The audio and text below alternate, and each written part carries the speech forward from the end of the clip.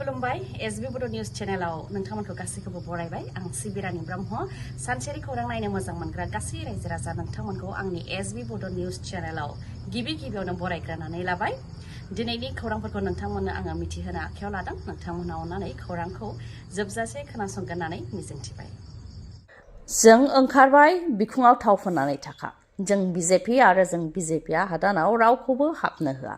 बीजेपीनि मावथिनि बे राव बेनि उनाव गावनो रायजो राजाजों होसो बुजानो गोनांबो जादों नंगौ बिसायख'थिया जेसेबांनो खाथियाव सौफैदों एसेबांनो दुंहाव थासारिया बारा जानो हमदों थिग बेबायदिनो ढेकियाजुलियाव बीजेपीनि बिजाथि अशोक सिंहालनि बियाबाव गोबां दुंहाव 65 नं ढेकियाजुलि बियाबनि एफआरसि ओनसोलनि जालायाव दुंहाव थासारि बीजेपीनि मावथि बेलश्री मण्डलनि कर्मीनि सोद्रोमथि गैयै राव बाहायनायखौ लानानै ओनसोलनि रायजो राजाया रागा जोंदों उनाव रायजो राजाया होसो बिथांखौ बुग्लिनायखौबो नुनो मोननाय जादों जोनाय सौनाय नाख्रां नासि खालामनाय बेबायदिनो मोनसे दुंहाव थासारि जानायखौ नुनो मोननाय जादों बे जाथायनि अनगायैबो ढेकियाजुलिनि सफाय साहा बागानावबो बीजेपी आरो कंग्रेसनि गेजेराव दुंहाव थासारि कंग्रेसनि दैदेनगिरि बातास अरांनि दैदेननायाव हानजा सुनाय हाबाफारि लादोंमोन कंग्रेस दोलोआ नाथाय बीजेपीनि मावथि मददगिरिफ्रा बीजेपीनि फिरफिला लानानै कंग्रेस दोलोखौ होबथानो नाजादों जेराव मोननै दोलोनि गेजेराव नारा नाथा खुद्रिनायखौ नुनो मोननाय जादों बेखौ लानानै कंग्रेस दोलोनिफ्राय बीजेपीनि बिजाथि अशोक सिंहाला आइजोफोरनि हाखौ दखल खालामनो नाजादों होननानै गोख्रों अजदखौ होयो कंग्रेस दोलोनिफ्राय बेबायदिनो कंग्रेस आरो बीजेपीनि गेजेराव ढेकियाजुलियाव दाब जायगायाव गोख्रों जुजिलायनायखौ नुनो मोननाय जादों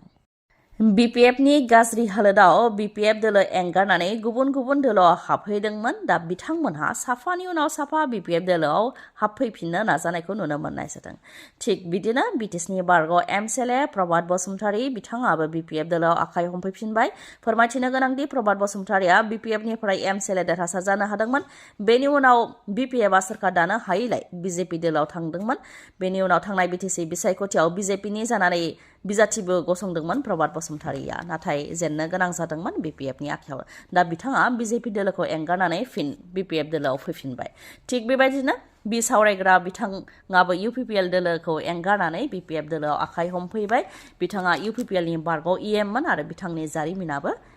प्रभात बसुमतारीनिजोंनो एखे बिथाङाबो गिबियाव बीपीएफ दोलोनिफ्रायनो एमएलएखौ देरहासार जानो हादोंमोन नाथाय उननि समाव बीपीएफ दोलोखौ एंगारनानै इउपिपिएल दोलोआव थांदोंमोन दा बिथाङाबो इउपिपिएल दोलोखौ एंगारनानै बीपीएफआव फैफिनबाय सिगां जायफोर दैदेनगिरिफ्रा लामा दिन्थिदोंमोन बिथांमोनजों ज'यैनो आखाइ हमलायनानै खामानि मावनो थाखाय फिन बीपीएफ दोलोआव फैफिनदों होननानै बिथांमोनहा फोरमायथिनो गोनांदि एमएलए जेम्स बसुमतारी इएम पानिराम ब्रह्म चन्दन ब्रह्म खाम्फा बरगयारी बिथांमोननि नुजाथिनायावनो बीपीएफ दोलोआव जयनिं जायो बि सावरायग्राजों लोगोसे प्रभात बसुमतारी बिथांमोनहा दा लिडारफोरल' जयन जागोन नाथाय उननि समाव बिथांमोननि मददगिरिफोरखौ जयन लागोन होननानै बुंथियो बीपीएफ दोलोनिफ्राय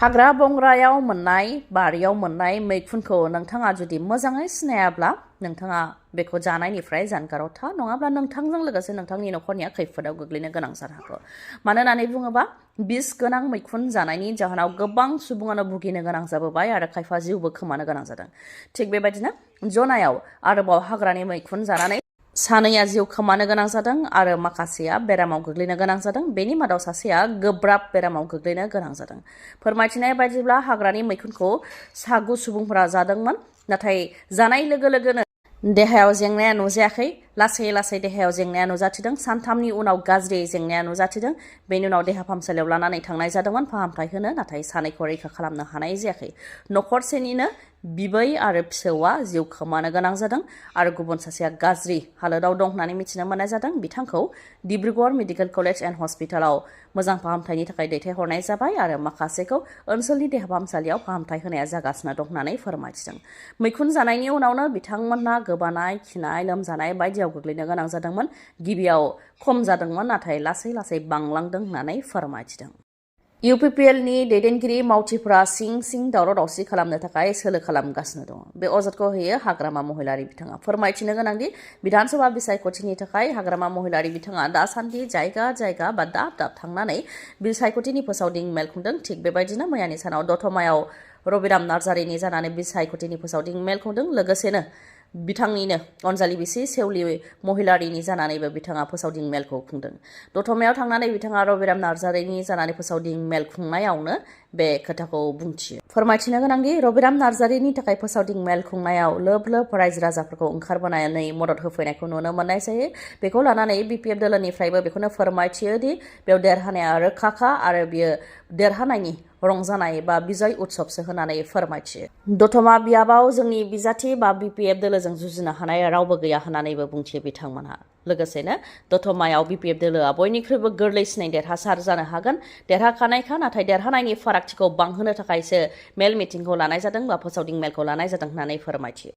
बागुरुम्बानि मुङाव फालांगि खालामनो नाजादों आरो बागुरुम्बाखौ गोरोन्थियै दिन्थिनो नाजादों माखासे दुथां सुबुंफोरा। बेखौ लानानै दुलाराय बर' हारिमु आफादनि खौरांगिरि मेल बागुरुम्बा दा स्पिरिट अफ दा बड'स मुंनि वेबसाइट बा पेज बेखेवदों सोरबा दुथाङा, जेराव बागुरुम्बानि मुं होनानै माखासे फट' होदों, जाय फट'फोरा जोंनि बागुरुम्बाजों जेबो सोमोन्दोआनो गैया। जेराव बाटारफ्लाइ डान्स बा सिखिरि मोसानाय होननानै मख'नानै गुबुननि फट' जेरै भारत नाट्यमनि मुद्रा, आदिबासिनि झुमुरनि गाननाय जोमनाय आरो बेबायदिनो आसामनि क्लासिकेल डान्स बायदि बायदिनि सावगारि बा फट'खौ होदों।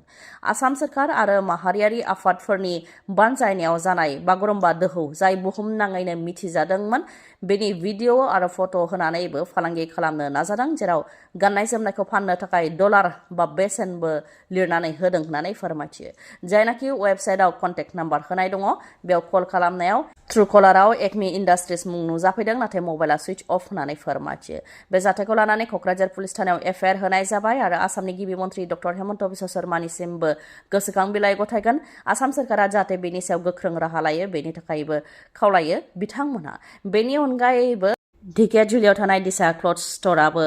मोनसे दख'ना दिहुनदों, जेराव बिबारनि सोलायै खाम, सिफुं, सेरजानि आगर एरदों होननानै फोरमायथियो। नाथाय खाम, सिफुं, सेरजानिया गुबुन जायगा दंखायो, बेखौ जाहाथे दख'नायाव बाहाया बा दख'नायाव एरा, बेनि थाखाय खावलायो आरो बेखौ लानानैबो FIR होनाय जागोन होननानैबो बुंथियो हारिमु आफादनिफ्राय। थांनाय 5 बोसोराव UPPLखौ गोबां सोंखारिनाय अख्रां बर'आ बे समाव UPPLखौ मदद होनानै बिसायख'थिनि फोसावदिं मेल खुंनायाव बाहागो लादों। नाथाय UPPLनि मेम्बार नङा, राजखान्थि बेलेन्स बा पलिटिकेल बेलेन्स लाखिनो थाखायसो बा लाबोनो थाखायसो UPPL दोलोखौ मदद होनानै बे बिसायख'थिनि फोसावदिं मेल खुंनायाव बाहागो लादों होननानै फोरमायथियो अख्रां बर'आ। UPPLनिफ्रायबो जाहाथे माखासे MLA देरहालांनो हायो आरो बेरेखा दोलोआ जाहाथे गोख्रों जायो, बेनि थाखायनो बिसायख'थिनि फोसावदिं मेल खुंनायाव बाहागो लादों बा UPPL दोलोखौ मदद होदों होननानै फोरमायथियो। मानोना बेरेखा दोलोआ गोख्रों थायोब्लासो सोरखारा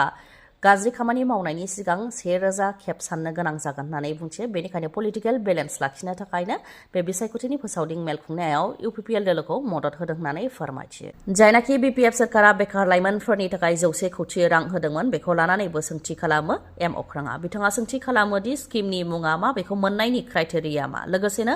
फर्मखौ बहानिफ्राय मोनो, अनलाइन एप्लाइ खालामनायनि प्रसिडिउरा मा होननानै सोंथि खालामो। माखासे लाइमोन दैदेनगिरिफ्रा बेखौ मोजाङै होनो हायासै होननानैबो बुंथियो बिथाङा। लोगोसेनो हाग्रामा महिलारि बिथाङा जायफोरखौ फोथायनानै लाइमोननि बिबान होदों, बिथांमोनहानो लाइमोनफोरनि इयुनखौ गाज्रि खालामगासिनो दं होननानैबो अजदखौ होयो अख्राङा। ओजोंहाय प्रमद बर' बिथाङाबो मैयानि सानाव दाब दाब जायगायाव थांनानै बिसायख'थिनि फोसावदिं मेल खुंदों आरो मैयानि सानाव बिथाङा इलेक्सननि मेनिफेस्ट'खौबो बेखेवनानै होबाय। खौरांखौ जोबजासे नायनायनि थाखाय आंनि गोसो गोरबोनिफ्राय रोजा रोजा खुलुमनायखौ जासिहरनाय थाबाय। गाबोननि समाव आरोबाव जों बेबायदिनो गोदान खौरांजों लोगोसे लोगो मोनफिनगोनखौ मिजिंथिबाय। गोजोन्थों।